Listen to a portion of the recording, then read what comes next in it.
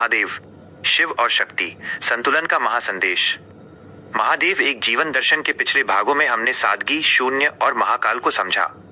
आज चौथे एपिसोड में हम बात करेंगे शिव के उस स्वरूप की जो दुनिया को पूर्णता और संतुलन का सबसे बड़ा पाठ पढ़ाता है, अर्धनारीश्वर। हम अक्सर स्त्री और पुरुष को अलग अलग मानते हैं, लेकिन शिव सिखाते हैं कि वे एक ही सिक्के के दो पहलू हैं।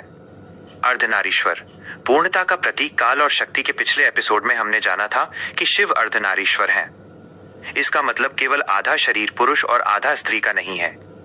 इसका आध्यात्मिक अर्थ ये है कि हर इंसान के भीतर दोनों गुण मौजूद हैं। शिव ज्ञान, स्थिरता और मौन है। शक्ति ऊर्जा, क्रिया और सृजन है। एक स्वस्थ जीवन के लिए हमारे भीतर इन दोनों गुणों का संतुलन होना बहुत जरूरी है।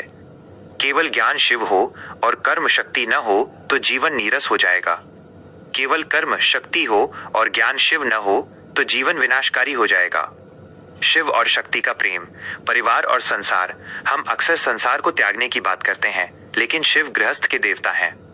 माता पार्वती के साथ उनका विवाह और उनके बच्चे गणेश जी और कार्तिकेय जी हमें सिखाते हैं कि प्रेम, समर्पण और परिवार की जिम्मेदारियों को साथ लेकर चलना ही असली योग है।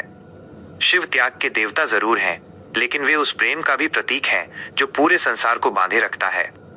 शिव और विष्णु, हरिहर का भेद। भारतीय संस्कृति में अक्सर शिव भक्त और विष्णु भक्त अलग अलग माने जाते हैं, लेकिन हरिहर का स्वरूप हमें भेद को खत्म करना सिखाता है।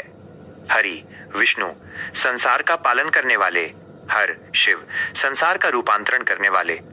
असल में शिव और विष्णु एक ही परम तत्व के दो अलग अलग कार्य हैं। शिव विष्णु का ध्यान करते हैं और विष्णु शिव की स्तुति करते हैं।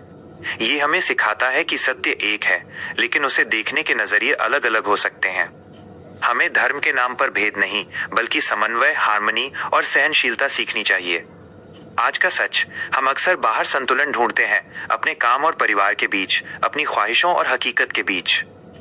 महादेव सिखाते हैं कि असली संतुलन बाहर नहीं, बल्कि आपके भीतर है।